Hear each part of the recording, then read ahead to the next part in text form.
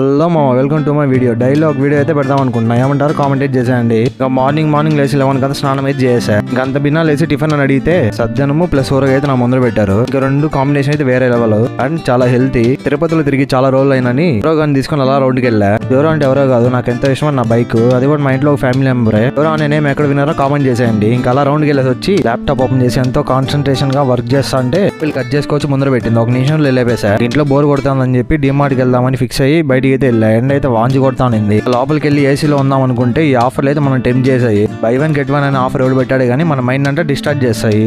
ఇంక ఇంట్లో వాళ్ళతో వస్తే తెలిసిందే కదా, ఒక ఐటమ్ అని చెప్పి 10 ఐటాలు అయితే తీసుకుంటాము. అట్లా డిస్టార్ట్ చేస్తాం మన డిమార్ట్ అయితే. బయటికి రాగానే ఎండ భయంకరంగా ఉందని చెప్పి 2 ఐస్ క్రీమ్ తీసుకున్నా. ఆ కోన్ మీద ఒక్కరో ఐస్ క్రీమ్ వేసి ఎంచక్క 30 రూపాయలు దుబ్బేశాడు. లోపల బిల్లింగ్ కార్డు కన్నా బయట ఐస్ క్రీమ్ తీసుకునే చోట జనాలు అయితే ఫుల్గా ఉన్నారు. ఇంకా అక్కడి నుంచి మార్కెట్ కాడికి వచ్చాను ఏదో పండుగ అని చెప్పి. ఇంకా అక్కడికి వస్తే జనాలు అయితే ఫుల్గా ఉన్నారు. దూల తెరిపింది అసలు. నెక్స్ట్ వీడియో అయితే మళ్ళీ కలుద్దాం. Stay tune.